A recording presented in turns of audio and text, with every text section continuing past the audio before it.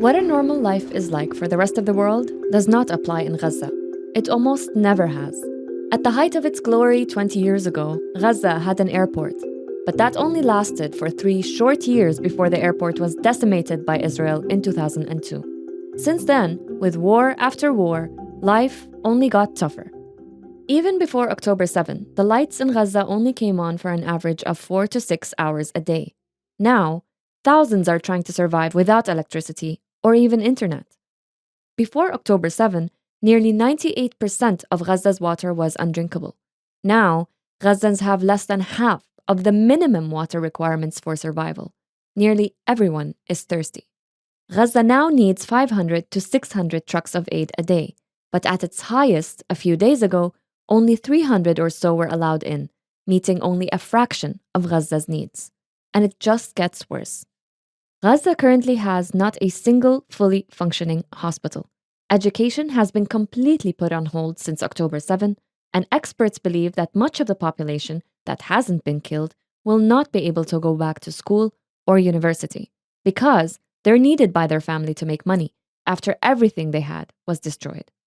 The World Bank estimates that the cost of damage between October and January alone is nearly $19 billion in Gaza, where almost 70% of homes have turned to rubble. This is all aside from the fact that more than 34,000 people have been killed by Israel's war there, lives that have been lost forever. Can life in Gaza ever really go back to normal?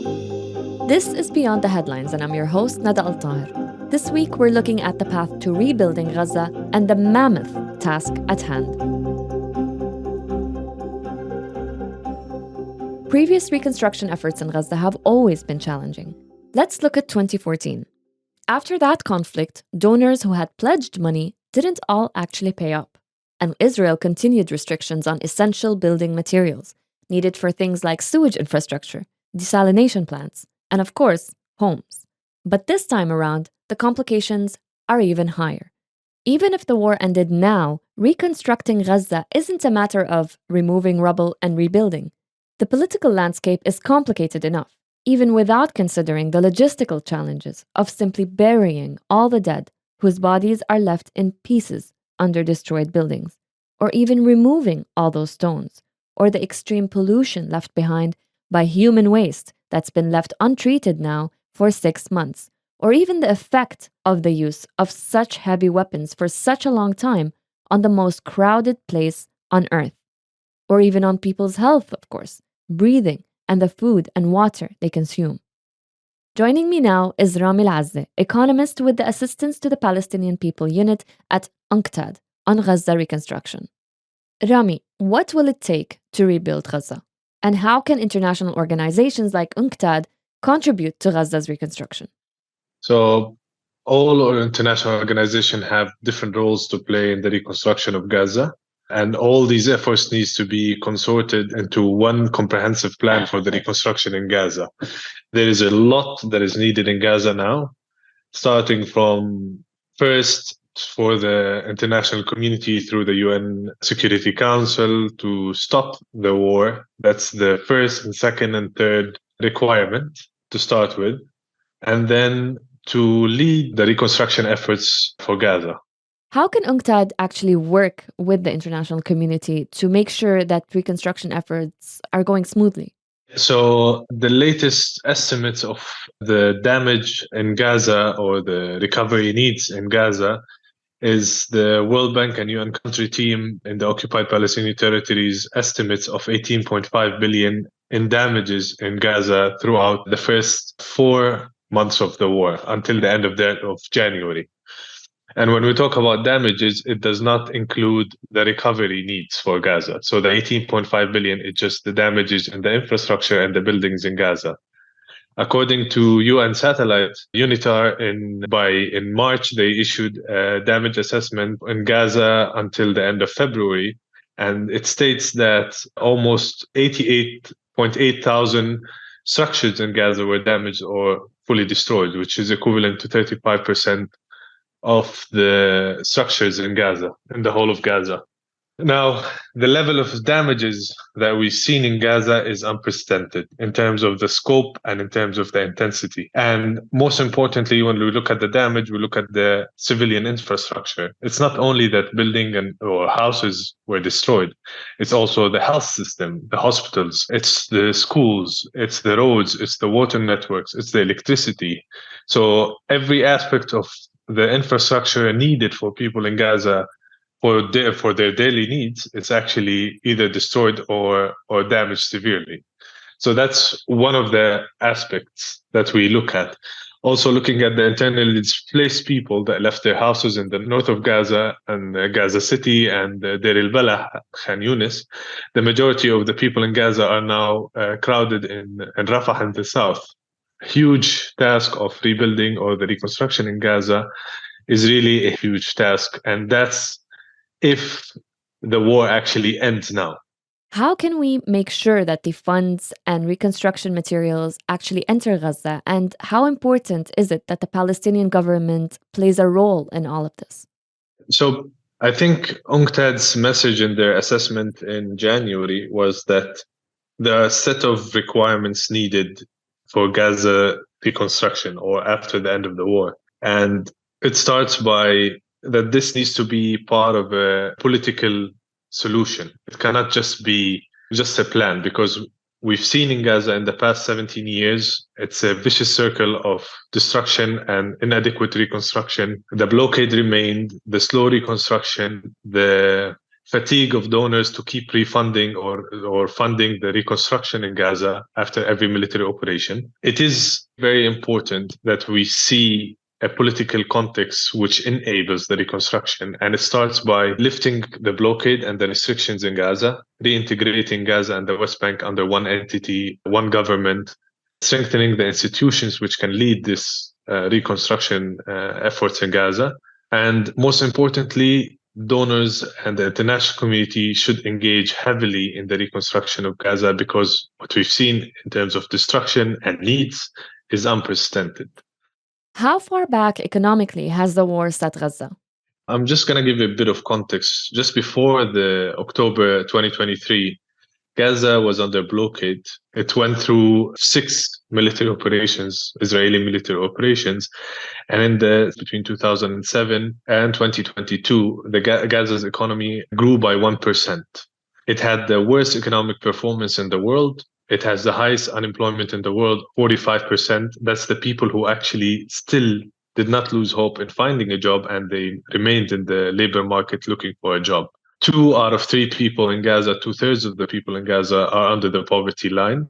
The infrastructure in terms of electricity, water, clean water access was all at minimal in Gaza. That's prior to October 2023. Now, when we look at the last quarter of 2023, since the war started, Gaza lost 80% of its GDP in one quarter.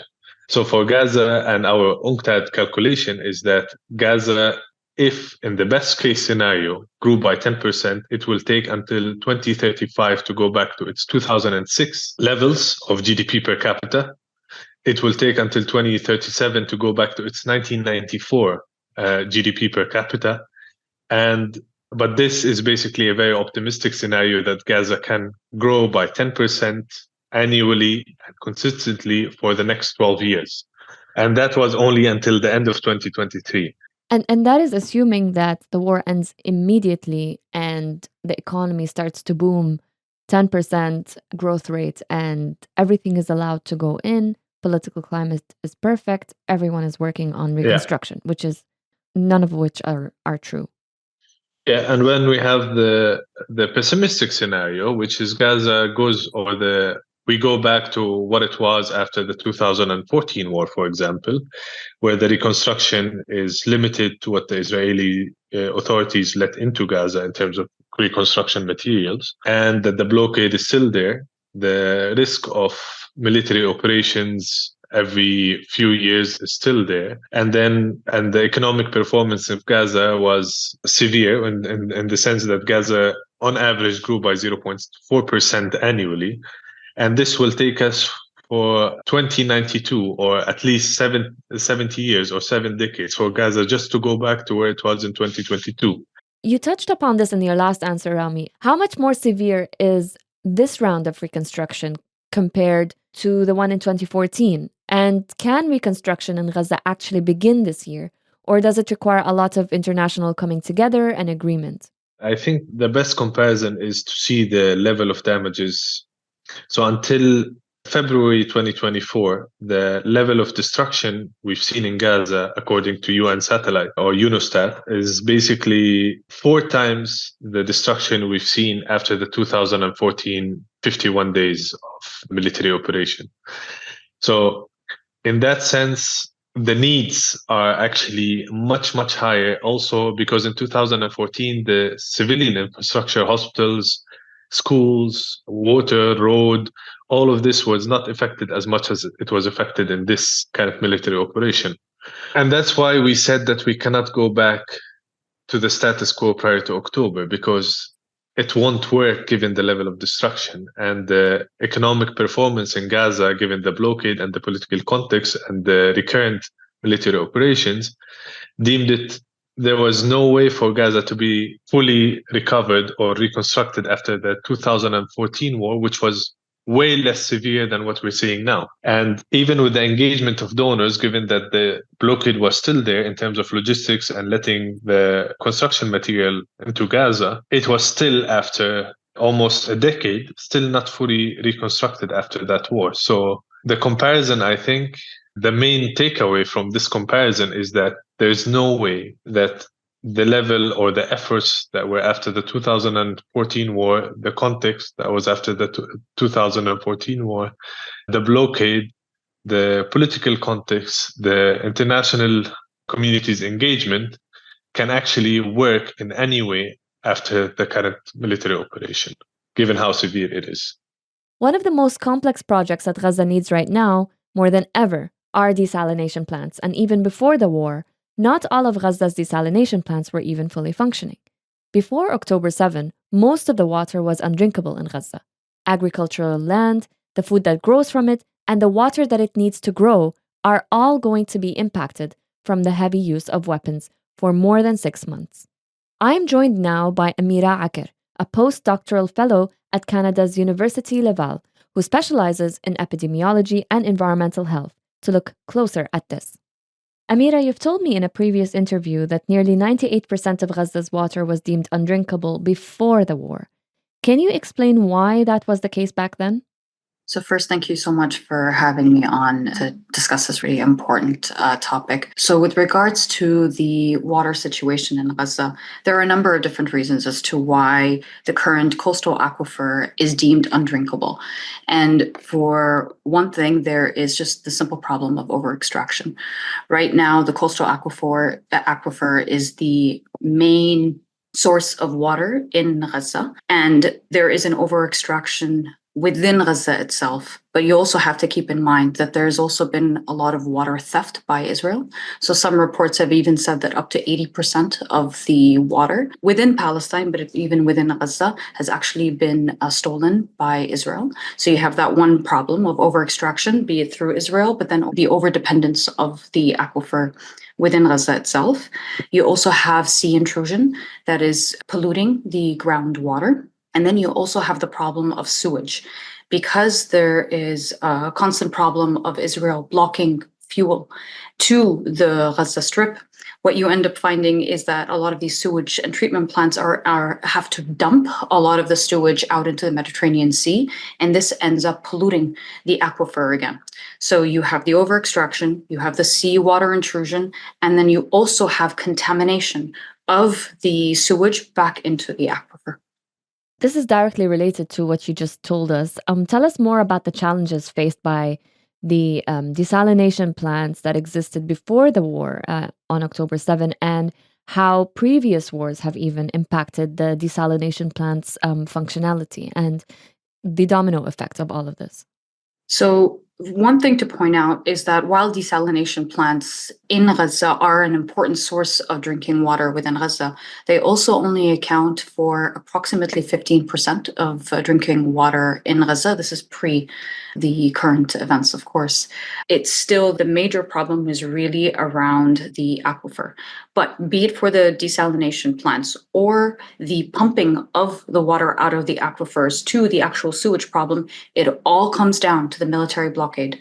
And the fact that this illegal military blockade that has been going on for 17 years has completely limited infrastructure supplies and electricity and fuel in order to efficiently run all of these different programs, propagate all of the current issues that exist in Gaza. So it all comes back to that military blockade. Can you talk to us a little bit about the long-lasting impacts on Gaza's future in terms of water and food security and agriculture on this protracted war that's been using an immense amount of weapons every single day? So there are going to be a lot of issues once we can get past where we are today and start talking about reconstruction. So since we're talking about water, so first start with water. Right now, the water is most likely even more contaminated because of the excess sewage that is being dumped into the Mediterranean Sea even before the current events and the current offensive by Israel. There was also a lot of destruction to the water infrastructure as it stands, which means that the linking of drinking water supplies, be it from a plant, be it a desalination plant, or just turning the tap on to individuals in the remaining homes that stand, is also going to be a major undertaking to fix. There's also going to be the problem of contamination of the water from the use of weapons. So things like heavy metals, even white phosphorus. So white phosphorus can last for thousands of years in areas that have no oxygen. So that's in the bottom of waters or in deep soil sediments if it can seep down all the way down. So we're going to have contamination of the groundwater from the heavy metals and from things like white phosphorus. That is also going to be a major problem moving forward. We're also going to have major problems with food. So just since October, approximately 40% of all agricultural lands have been destroyed by Israel. And we're talking about 2,000 sites, farm sites, that were completely uprooted. This is farms and orchards. We also have greenhouses that were completely destroyed. So approximately 90% of greenhouses in northern Gaza were completely destroyed. And then approximately 30% of greenhouses around Khan Yunis alone were destroyed. So even in terms of food security alone, this is going to be a major impact, because even though Gaza had a pretty modest agricultural output, it was enough to sustain the Gaza population. This is now going to have to be rebuilt all over again. And this is going to make Gaza even more dependent on outsourcing their food needs. And this, of course, is also going to add to the issues of famine moving forward. Even if we were to end everything today, and food were to start coming into Gaza right now, in terms of its long-term impact, food is still going to remain an issue because so much of the farmlands have been destroyed. This is also going to be related, obviously, to the water issue.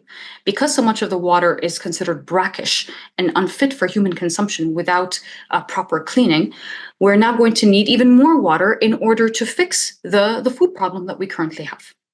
Can you talk to us a little bit about how realistic it is to extract the chemicals from the agricultural land or the food or the water, and how difficult or complicated it's going to be to rebuild Gaza when the stones and the rubble themselves are intertwined with human remains?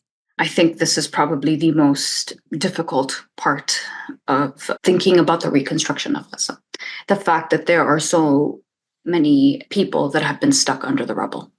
And how do you first deal with that from a practical perspective? But I think much more importantly, how do you honor these lives when you're thinking about reconstruction? And this may not directly answer your question, but I really think that this is an important part. I was trying to learn more about what cities have done in the past to reconstruct after war and after conflict. And the one thing that I've noticed was the majority of cities that I read about is that most of the successful reconstruction programs or projects that occurred usually started with community-initiated cultural restoration. And what that meant was having projects that really spoke to honoring the lives that were lost. And even though I think a lot of us, especially those of us who are on the outside, even if we are Palestinian, we're still outside of what's currently occurring. I think we're thinking about it in very practical terms, in terms of, okay, what are we going to do with the debris? What are we going to do with the chemicals? What are we going to do with the water? What are we going to do with the sewage? Which are all excellent questions. But I think there's a deeper part to it. And it's about the cultural reconstruction of Gaza and restoring the importance of the city itself and of the land itself to the people. We've reported extensively about what it will take to rebuild Gaza. And as the war continues to go on and have unbelievably devastating and long-lasting impacts on what's left of the population, we will continue to explore what this all means here at The National. That's it for today. Please remember to subscribe to get all the new episodes of Beyond the Headlines as soon as they come out. This episode was produced by Arthur Edison and Dua Farid, and I'm your host, Nada AlTaher.